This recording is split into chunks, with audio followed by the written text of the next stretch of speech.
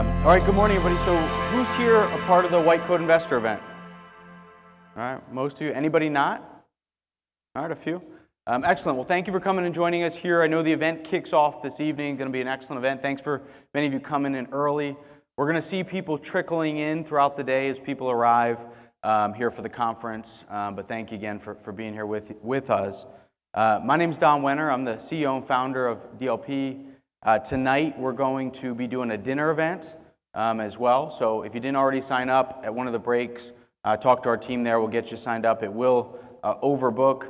And so hopefully you'll join us this evening as well. But again, thanks for being here today. I'm just going to kick us off, then I'm going to turn it over to Bill High in a few minutes to really take us through a great event centered around family.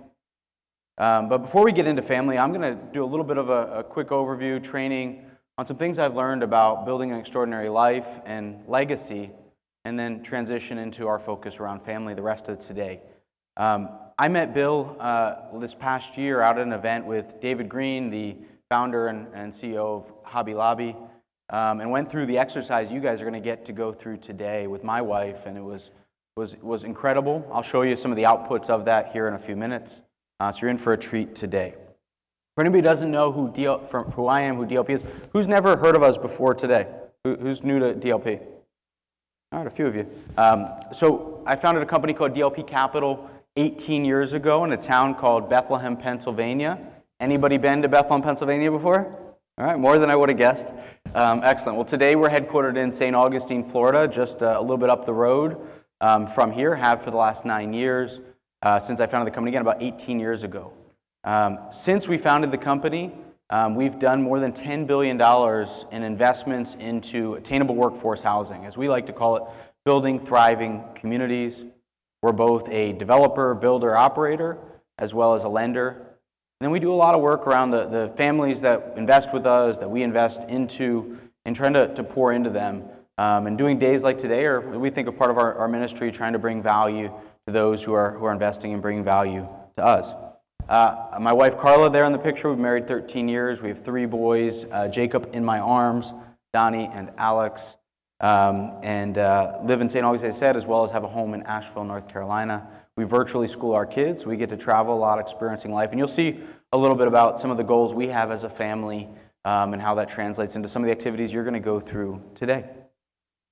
So as a father now of 3 boys who are about to be 12, 10, and 2, I've really been on a journey for the last 12 plus years trying to determine and distill, what are the keys to living an extraordinary life? What are the keys to fulfillment, happiness? And I get the great joy of going to events like this and being a part of a number of cool mastermind groups and meeting many of the most successful people in the world and all different standards. And I wanted to figure out what are the things that they have in common? What are the things that attribute to the success that they have so I can make sure to distill them into my children. And that's what led to these 6 keys to building an extraordinary life that I'm going to walk you through here today. And the great thing about these 6 keys is that they're just choices, they're commitments that you can make in your lives. And many of you are doing a lot of this today. And I'm going to give you hopefully some practical tips and some things that I've been able to do and that I've seen many other really successful people do. The first of the 6 keys is intentionality. This is where everything begins, and maybe the hardest part, and that's why it's the first of the 6 keys, which is people today, almost everybody you talk to, the number one thing that people ask me for guidance on, or the number one Q&A I get when I'm on a podcast or doing a town hall in my company or things like that is, how do you manage time? What are time management techniques? How do you get more in? Everybody feels that they're busier than they've ever been. Everybody feels they don't have enough time in the day. That they're overwhelmed and there's just not enough hours. Anybody surprised by that? Right? That's the society we're in, this incredible amount of busyness, right? Nobody has enough time. Yet here's a couple stats. You've probably seen these types of things before, but the average American watches 3.1 hours of television a day. The average American spends 2.3 hours on social media. That's 5.5 hours a day between television and social media, yet most people feel they don't have enough time in the day. A good example that reminds me of this is my wife is really busy. We homeschool our kids, and if I would have went to her a couple years ago and I would have said to her when she was a full-time teacher to a 7 and 8-year-old, and I would have said to her, Carla, I need you to help me out with a project, and I'm going to need 2 or 3 or 4 hours of your time every day to help me with this. She would have said, are you kidding me, Don? Right? I'm so busy. I've got so much going on. I don't have time to take on a project for you. Right? My plate is full. I don't have enough time. Right? I'm taking care of the household. I'm supporting you. I'm taking care of our kids. I'm educating them. I'm their full-time teacher. Right? But then a little over 2 years ago, we got a call on a Wednesday night to go adopt our son Jacob, and we took him home the very next day. So he was a safe haven baby. So we only knew he existed a few hours before we took him home. Right?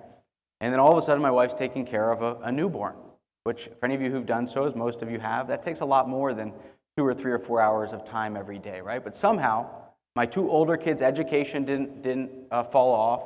Somehow, the household stayed together. Somehow, everybody was still thriving, yet we fit in another significant priority into our lives and have for, of course, the last couple years. So that's what intentionality is all about, spending your time aligned with what your purpose is, what you're called to do, and your goals, which are some of the things we're going to talk about in the next few minutes.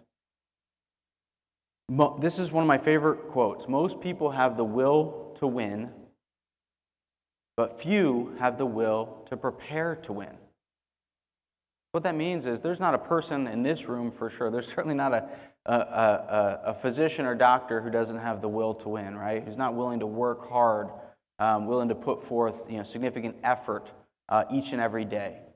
Most of the people that I get the chance to interact with don't struggle with being willing to work hard, willing to put in time, who don't want to be successful.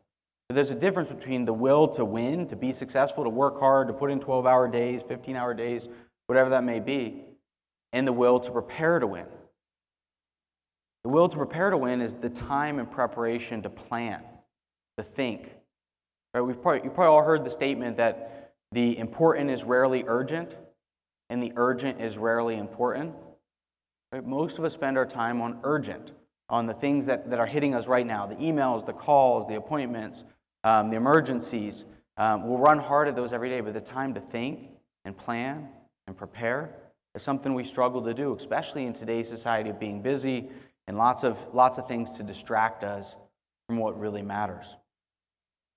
Which brings me to the second key out of these 6 keys, purpose. This is one of the famous quotes often attributed to Mark Twain.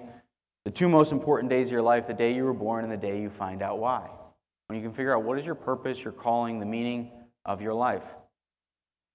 My personal mission or purpose or calling is through the power of Jesus Christ, I will passionately make an extraordinary impact by transforming lives through the building of thriving communities, which is very close to the purpose of DLP, the company I lead and run, which of course is intentional. That I've aligned my calling, my purpose with the organization that I run every day. Our goal is to build thriving communities, which is foundationed in attainable workforce housing. This is the verse of my life, to whom much is given, much will be required, Luke 12:48. Every one of us in this room are incredibly blessed. Right? It doesn't mean you didn't have a rags to riches story, or didn't have struggle or challenge or things you had to fight through, but we live in the greatest country on earth, at I believe the greatest time to be alive. We're the most educated, wealthiest people in society there's ever been. Right? We have so many opportunities, so many skills and blessings that we can leverage to make an impact into what we're called to do. Which brings us to goals. One of my favorite quotes: if you want to be happy, set goals that command your thoughts, liberate your energy, and inspire your hopes. Andrew Carnegie. One of the ways that I like to think about my goals in my life is thinking through the question of, what do I want to be remembered for? Another way people like to say it is living for your eulogy, not your resume. What do you want to be remembered for? Right? It's probably not a lot of the things that we spend our time focused on, are the things that we're hoping people remember us for. For me, mine starts with, I want to be most famous in my own home. I want to be remembered as a great servant leader that made a significant impact on the building of thriving communities. But the beginning of that, what I want to be remembered for, is a reminder to myself that I want to be most famous in my own home, right? If I am blessed enough that after today you say, wow, that guy seems like he knows some things. I'm impressed with him. That doesn't mean anything if I go home and my children think, wow, what a fraud, right? That's not really how we live. That's not really who my dad is. That's not really what's going on. That's not what I see. He's not really home when you hear about some of the things I talk about here in the next few minutes. For me, it's a reminder that as I get bigger stages and get the opportunity to interact with lots of great people, that I need to be famous first in my own home, those who are closest to me, those that matter most. These are my big kind of long-term goals, my goals that I set a few years ago as to my 30-year goals. And if you only take away one or two things from my short talk here this morning, I'd encourage you to really think about what are your perfect life metrics. And what I mean by this is, imagine if you and I had the great pleasure that we were sitting down together back at this hotel, sitting down having a cup of coffee 30 years from now.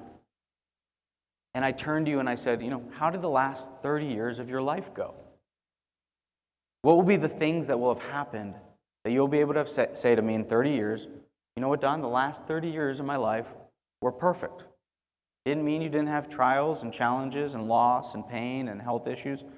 But what will your life look like 30 years from now that you'd be able to say, the last 30 years of my life were perfect? And you can read mine there, and I'll talk about this in a moment. All my examples of the things I'm going through and some templates are in the back of the room, and we're going to give you the digital access as well.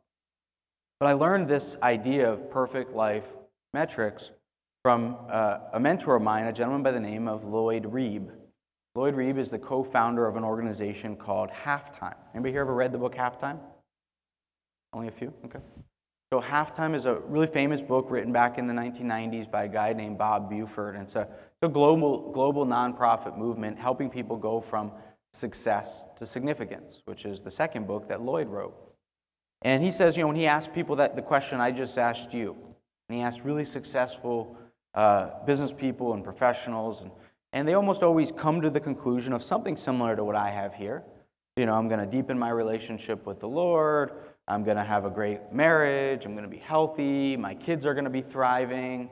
Those types of things. That's what most people will say, something in the line around the priorities I have on this screen. That's what most of us, we took time and were asked that question. We come to some sort of similar answers to what I've come to. And you'd feel pretty good about that. Yeah, I know what success is for me. I know what I want the next 30 years to look like. And then Lloyd's follow-up question is, well, what is your plan? And very few people actually have a plan to how they're going to live the life they want to live, how they're going to live out their calling, how their life is going to end up looking like this 30 years from now. And that's where this tool we have called the Personal Compass, it's in the back of the room. My example of the Personal Compass is back there, and then we'll give you the website, the QR code's there. We'll email this to you too. But this tool and a bunch of other tools that I'm going to talk about and some that I'm not going to have a chance to talk about are all available to you to use. And this is a tool that we developed to be that plan, for you to get really clear about what you want to be remembered for, what you're called to do, what are your long-term goals, what are your short-term goals, et cetera. So the way we think about a personal compass in life is we've defined the 8 F's of life: faith, family, friends, freedom, fun, fulfillment, fitness, and finance. And we think of living fully and is to be succeeding in all of these areas at the same time. To be able to be moving forward, making progress, achieving our goals in each of these areas at the same time. We all know people who are really successful financially, but their marriages are on the rocks, their kids are struggling, aren't motivated, don't have great relationships with them, they're in bad health, dealing with overweight, stress issues, etc., right? That's more common than uncommon that I've seen. And I'm in some really interesting organizations like Tiger 21 where every member in the group is worth 25, 30 million or more, often 100 million, 200 million, 300 million. And most of the members of Tiger 21 that I've had the experience of hearing their life stories and seeing what they've accomplished, they're successful in any standard you'd want to imagine financially, but more common than not, they deal with those elements I just talked about. Health issues, marriage issues, children issues, often all three, even though they're incredibly successful financially. That's not real success. So one of the things that we've developed to help us evaluate and set goals and figure out what we want to accomplish in our life is first take audit of where we are today. And we developed a simple little tool that we got the beginning of from a guy you might have heard of named Darren Hardy, Success Magazine. We developed this 8 F's of life assessment. And again, this is in the QR code we'll provide to you, but it's a simple way of going through and assessing, how are you doing in the family front today? How are you doing in friends? How are you doing in fitness? How are you doing in fulfillment and finance? And just do a quick audit of where you are today before you set goals. And that's something I think most of us don't focus on, is taking assessment of, hey, how am I really doing today? Let me take a moment to slow down, to think, to breathe, and say, how am I doing right here, right now? And what most of us are sort of guilty of is we set goals. If I just said to each of you, write down your top goals for 2024, even if you don't already have them figured out, and you just wrote them down for the first time today, or you don't have them in a written format today, most of us would come up with goals for the areas of our life that we're already doing a pretty good job in. So I always tease on a gentleman who works for us named Patrick. Patrick, wins CrossFit competitions. He leads our company-wide Fit Life program. He has an 8-pack, maybe it's a 10-pack if that's a thing, but he's in incredible shape, right? He runs a fitness company. And if I were to say to Patrick, what are your top goals for the year? Somebody like Patrick would naturally have a bunch of fitness-related goals, right? But that's probably the area of his life he needs the least goals in. He's got that area taken care of, right? And most of us fall guilty of that. The things we're already good at, maybe that's business, maybe that's our finance side. We've got lots of goals around what we're going to accomplish in our business world, but not as many thoughtful goals around what we're going to accomplish in our marriage, in our family, in our friendships, in our health. And then we go through in this personal compass some goal-setting exercises of what are our 5-year goals, what are our 10-year goals, what are our 25-year goals, and what are our goals here for this year. And it's a thoughtful exercise and process to how do we go about thinking about big long-term goals, because we can all accomplish more in a year or a decade than we could ever imagine. We overestimate what we can do in a day, and we underestimate what we can do in a year or 5 years or 10 years. And there's a great process we built to going about setting long-term, short-term, mid-term goals. One of the goals that we really spend a lot of time helping people figure out is, what is your big, hairy, audacious goal for your life or for your family?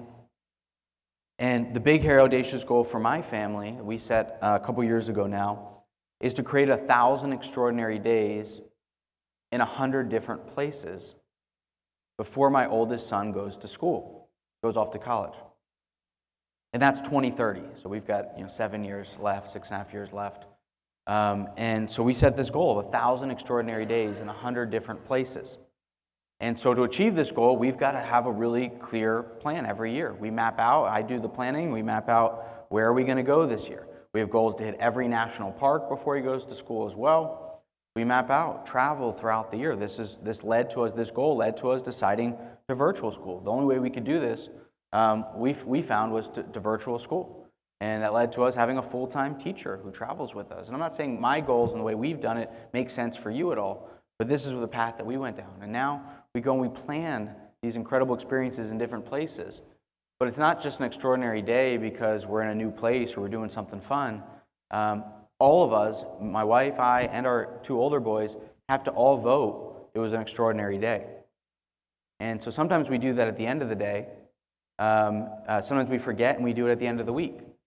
But either which way we do it, whether it's the end of the day or the end of the week, or sometimes we forget and we get busy and it takes 2 weeks. But when we sit back and we reflect on, all right, let's look at our last week of days. Let's look at the last couple weeks. And we say, hey, on Tuesday we went and we were bike riding and we went to the zoo or whatever the things we did. Who thinks that was an extraordinary day, right? And that leads to this fun conversation around what did we do and the silly thing that mom did, and a lot of times the days aren't anything that dramatic. And it's not like every day, we're doing some once in a lifetime experience, right? But we're doing life together. And just that exercise of reflecting back on what did we do, and everybody saying that was an extraordinary day, taking time to think about it. And the joy that comes from that is almost as great as the joy of the day itself, right? And then at the end of the quarter we do it. At the end of the year we look back on all of our days and we talk about which days were our favorite, And last year we had 91 extraordinary days. And I encourage you, talk to the DLP team members who are here, or some of you who are investors with us already, know me well enough to know I work a lot, right? It's not like I'm off, I'm not in CEO role, I'm not heavily involved in my organization. I work 55, 60, 65, 70 hours every week, yet still had 91 extraordinary days with my family, right? That's intentional planning, intentional activity, intentional integration. I call it work-life integration, not work-life balance. And again, my model doesn't work for everybody based on profession or where you're at in life, etc. Again, in our personal comments, we'll help you develop what are your goals for the next 5 years, 20 years, and 100 years. And for most of us, not me, because I plan to live to 150, but for most of us, we won't be here in 100 years, right? But what are the goals that we want to have even after our time on this earth? All right, so the fourth key out of the 6 keys, so we talked about intentionality, purpose, and goals. So I got 3 more I'm going to move through fairly quickly here. Fourth is grit. Anybody ever read the book by Angela Duckworth, Grit? Only a few of you? You need to pick up the book, Grit by Angela Duckworth. You know, grit is what separates the most successful people from everybody else. Not necessarily the people living the lives of most significance, but the people having success and whatever their passion is. Grit is what separates the most successful people. The formula of grit is talent times effort equals skill. Skill times effort equals result. So effort counts twice. It's the consistent pursuit of improvement. The passion around the process of becoming great at something. Putting the energy and effort in incremental improvement. A lot of young people today confuse work ethic or working hard with grit. I know a lot of young entrepreneurs who will work 80 hours a week, 90 hours a week, but have no grit. Because they'll work 80, 90 hours a week around a new, fun, exciting idea or a new, fun, exciting job. And then as soon as you start having to actually do the work of implementing those ideas, it gets hard. You have to deal with clients and people and work. And a lot of people then jump to do something else that's fun, exciting, and new. That's not grit. Grit is sticking through something, through the obstacles, through the challenges, fighting through it every day. Another great book, one of the best books, I completed, I think the number was 82 books last year, so I read a lot, so I apologize if I recommend a few books, but one of the best books I read in the last few years is Discipline is Destiny. And if you have teenage children, this is the book you want your children to believe. If they believe and understand and discipline is destiny, they're going to have incredible success. And that's what I spent a lot of the first number of years of my children's lives focusing on, making sure my children are gritty. And if I would have stopped after my first child, I would have thought, man, I've got this all figured out. This is easy. This parenting thing is so easy. I don't know why people make it so hard, right? You know, instilling grit and work ethic, it's really easy. And then I had my second child, who it's been a challenge and a fight, right?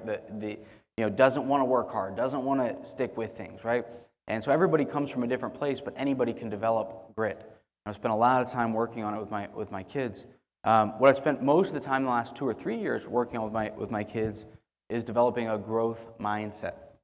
And the growth mindset is a theory and a practice that first was developed by Carol Dweck in a really excellent book called Mindset. Highly recommend it. And how she defines it is a growth mindset is the belief that you can cultivate and improve upon your abilities through practice and effort, as opposed to having a fixed mindset, which dictates that a person's ability is largely predetermined and unchangeable. A fixed mindset makes you fearful, but you can grow. People who have a growth mindset are focused on learning and growing, welcome challenges, persist in face of obstacles, see effort as the key to success, welcome critical feedback, and learn from other people's successes. Again, you can have 2 really motivated kids who want to get straight A's. And if one has a growth mindset and one has a fixed mindset, they can both work really hard, study a ton, both go take a big exam. And let's say they both get a C. The child with the fixed mindset is going to say, oh, I'm just not good at calculus or whatever the topic is. Oh, the teacher didn't put what was supposed to be on the test. He didn't teach me what I should have learned. Right? They're going to place blame. They're going to say, I'm just not good at this. Nothing I can do. Somebody with a growth mindset is going to say, what did I get wrong? want to learn, want to grow, want to get better, and understand that they can learn and improve and grow. And that difference in how you react to challenges, to limitations, makes a tremendous difference on how you attack life and how you grow over the course of your life. And then finally, 6 is presence. And this is sort of the secret sauce that lays over top of the other 5, is being present. When there's no conflict between where you are physically and where you are mentally. That's presence. When you can be focused on where you are in that moment. That's one of the hardest things to do. And what I learned is when I started being around really, really successful people, what I found is that when I'd be in a one-on-one meeting with somebody who's successful by any standard, who appears to be living an incredible life, they make me feel like I'm the only person in the room. Right? I'm the only person, I'm the only thing that matters in their life. Right? Fully present in conversation, not feeling the urge to check their phone every second. Right? I can tell that they're there, listening, paying attention. Well, most of us struggle, right? If the most common thing when I do, say, talks like this, as an example, especially with young professionals, is they'll then say, all right, I'm gonna start becoming more focused. I'm gonna start getting home for dinner, as an example, right? It's a common example of young fathers, young business. I'm gonna start getting home for dinner, right? And I'm gonna stop staying in the office at 7, 8 o'clock. I'm gonna get home for dinner, be there for my kids. Well, then you say, all right, great. So now I get home. I got home at 5:30, 6 o'clock. But the worst thing you can do then to get home at 5:30, 6 o'clock is, you're actually taking phone calls. Or second is you're responding to emails and text messages while you're in the room with your children. But even if you're good enough to avoid doing that, and you're not checking your phone, you put your phone aside, you're not checking email, but you're sitting there doing something with your family, but your mind is somewhere completely different, right? That's a lot of times even worse than not being there at all when you're completely unengaged. I found myself guilty that even if I'm working in the business and I'm in a meeting, I'm thinking about the work I need to do when I get out of this meeting, the priority, the phone call I need to make, the thing I need to do, the big project, the big priority, the big challenge I'm dealing with, right? Always worrying about what's next, never allowing myself to be in the moment I'm in physically. Your time is being spent intentionally so you're able to be in the moment, right? When you design your life around how you're spending your time. If I design my life that I want to be home with my kids and be fully engaged with them from 5:30 to 8:30, I feel productive because this is how I designed my life. I decided that spending these 3 hours of time in the evening with my kids was what was going to help me achieve my long-term goals. If I don't feel unproductive, I don't feel distracted because I know I'm spending my time exactly how I designed it. So I feel fulfilled and present in that moment because I'm not haphazard. I'm not worried about what else I need to do, what else I could be doing right now, because I've designed my life to be spending this time doing these activities, even if it's not productive by the worldly standards. So again, to recap the 6 keys: intentionality, purpose, goals, grit, a growth mindset, and presence. So we have a few tools that will help you live these out if you're interested, and lots of examples and so forth. There's the QR code. Some of the examples are in the back of the room as well. So when we take a break, you can grab those. But they're all online in digital formats, trainings along with not only the big picture tools, but kind of practical things. All right, people who listen to this, who resonates, hitting them at the right point in their lives, and they say, all right, now I want to put this into action. How do I actually put intentionality into action? We've developed some simple tools into how you do so, right? You've probably all heard the saying that says, until you change how you spend your time, you're not going to change the results, right? You have to change how you're spending your time to get any different results in any area of our lives. And we built some different cool tools to help us do that, help us figure out what success is in our lives and how to map it into our calendar, map it into our schedule so it actually happens. All right, so last couple things I'm going to wrap us up with here and turn it to Bill. I'm going to lead us into everything I just talked about so far is really about building an extraordinary life. I'm going to roll into tying this into our families. Again, the personal compass, family compass is on this link and a bunch of other tools. I did this exercise that you guys are about to do here today with Bill back, I think it was May of last year, in Oklahoma City with David Green at the Hobby Lobby headquarters. And I had already, as you can hopefully noticed from what I just talked about, I'd already been pretty intentional in my life. I've been teaching on these topics and already had a family compass and already had family values and already had a family mission and so forth. But going through this exercise brought a tremendous amount of clarity, and my wife did it with me. And you ever hear the saying that you can't be a prophet in your own home, right? So even though I had been telling my wife and we had been doing these things, she wasn't as fully engaged in it until she heard Bill say it. And he's way better at it than I am, but it was incredibly powerful for us to go through this together for a day that you guys are going to get to do. So we developed and clarified our family mission. Our vision is every generation making 100x impact. We have a mission to lead with love and intentional action to light up the world. We developed a family crest after doing the workshop, which is what you see on the right. And our goal and our family values spell out be a light. And you see the lighthouse there. And so we developed that crest with some help from our marketing team. We have our family BHAG there that I mentioned to you, 1,000 extraordinary days in 100 different places. And then we got really clear and redefined a bit our family values. And we did it in a way where we spelled out a phrase, which just helps you remember. My kids now know them. They can remember them. Because our family values spell out be a light. And be present, authentic, live fully, impact, grit and growth, honor God, and tribe. Our core values. And equally, and I'm not going to spend a lot of time on this because Bill is, but we defined what each of those mean for us and our family. What do those values actually mean?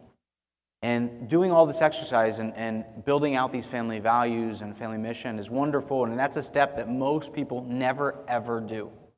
You guys, again, are in for a treat today doing this today. But if you do that today and then you never do anything with it, it doesn't mean anything. So we have taken these values, and we have this family crest that I showed on the last slide, and the values. These are sitting on the walls in our houses. They're sitting in the walls in my office. We're talking about them regularly as well.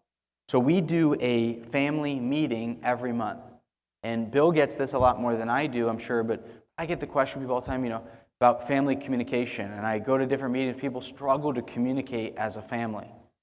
And usually if they decide they're ever going to try to talk as a family, they need to bring a facilitator in to do that because it's been so long since they've had any real open family communication. I get questions all the time, well, what age is too early to start having family meetings, or too late, or so forth?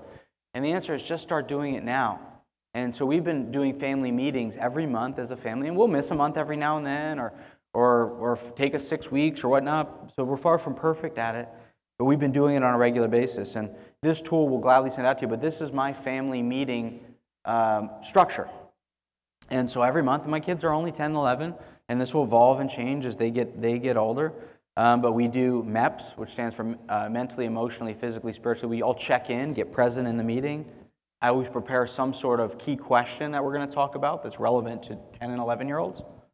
Then each member shares how they're doing with their top goals of the quarter. Each of my kids have rocks, their top 1 or 2 goals for the quarter, what things they're going to do. Right now, one of my sons he's going to be able to dribble really great with both hands at the same time, right? And one of mine is going to be able to play, I think it's 6 songs on his violin by the end of this quarter, right? Whatever is relevant to them right now. Each family member shares their Living Fully update. These are our goals for the year. We review our philanthropy, what we're doing as a family. We give our kids, in the scheme of things, small amounts of money to direct into philanthropy, but we recap all the things we're doing overall, including the mission work that we do together. We review our extraordinary days, like I talked about earlier, so we recap all the extraordinary days we've had. We review their savings, we review their giving. We review the children we support through an organization called Child Fund. We review the calendar. What travel do we have coming up? What do we have to be excited about? What are the things that are coming up? What are you looking forward to most, right? Then I have a main topic, which I pull off of this list here. And sometimes it varies. Sometimes I determine there's something more relevant we need to talk about that I add in. But we have a set of topics, which those topics are the 8 F's of life and our core values, are the themes that we build a monthly rhythm around. In this process, we might do this on a road trip, on the car, on an airplane. We might do this over lunch at a restaurant. Because we have a 2-year-old, it may get broken up and done over 3 different places because we get interrupted. It's not a perfect, fluid process that runs great every time, but we have the conversation. And we're laying the groundwork then as they get older to continue to have open conversation and communication. So I encourage them, no matter where you are in life, to take the simple rhythm of having great communication. So again, all the examples are right here.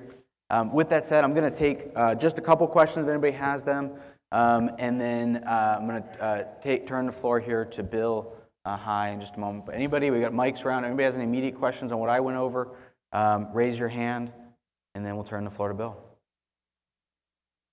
Right up here. Justin's coming around to you.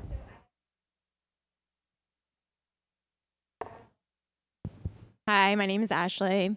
I have kids similar age, and I would love to do some of these things with my kids, especially the sort of goal setting and intentionality.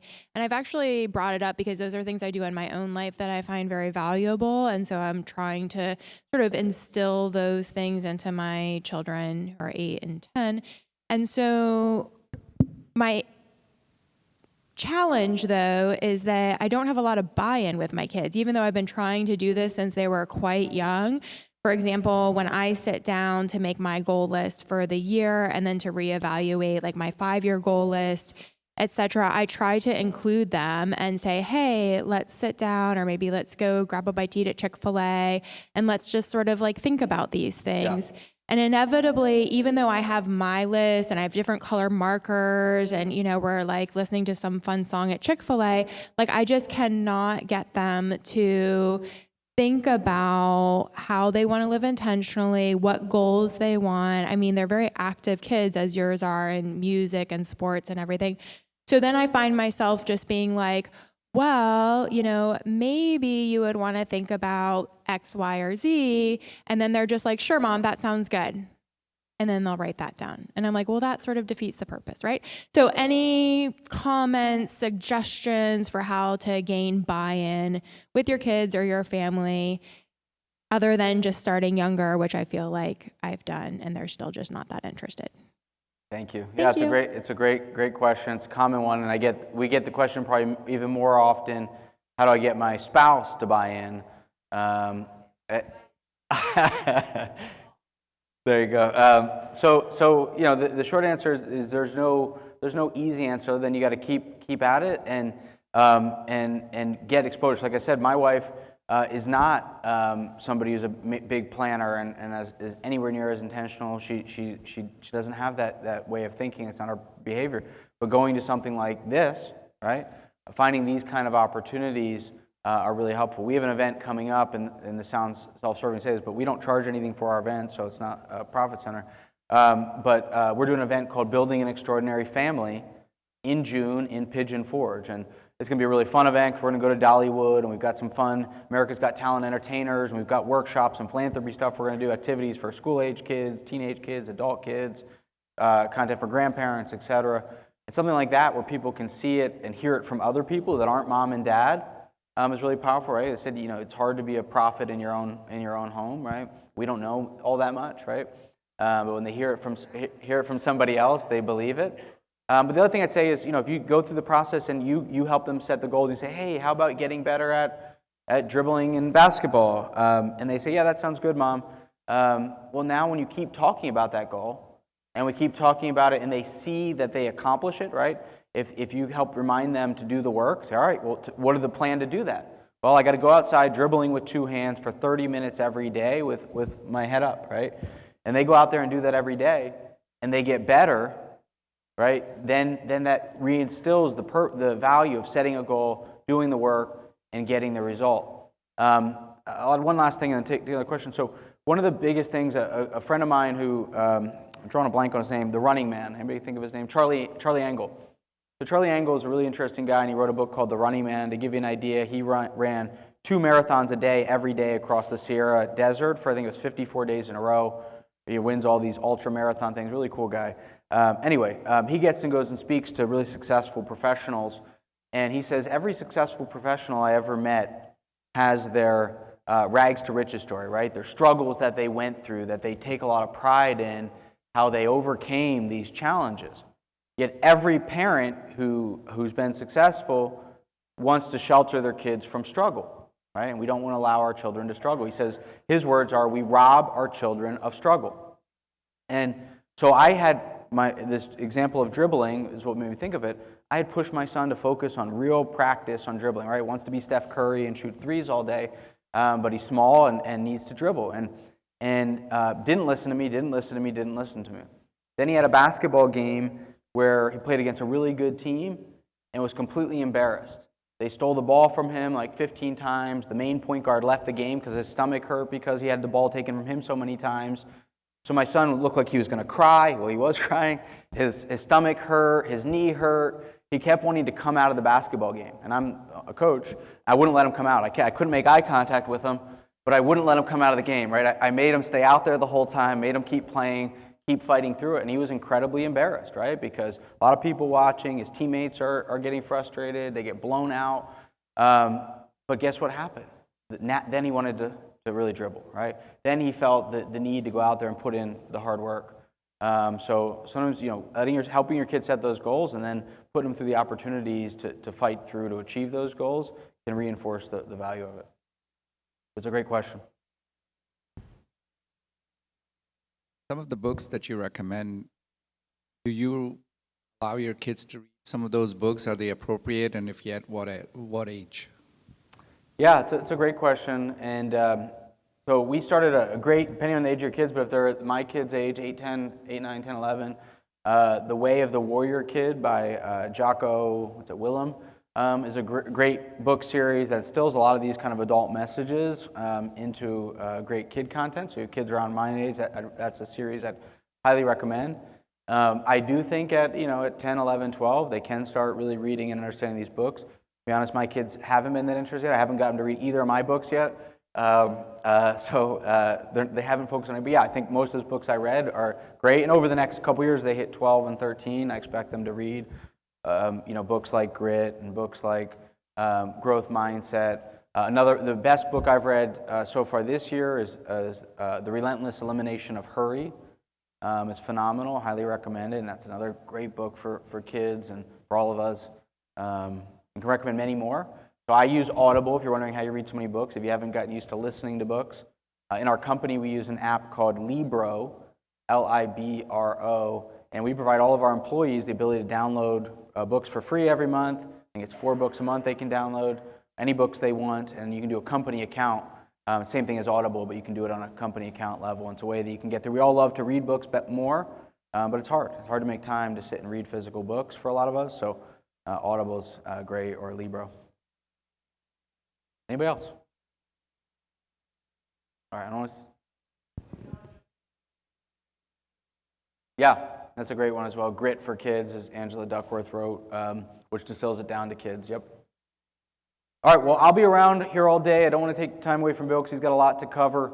And then again, reminder, if you haven't already signed up, joined us tonight, please do. We'd love to have you. And I look forward to seeing you over the next few days of the event. Thanks, everybody.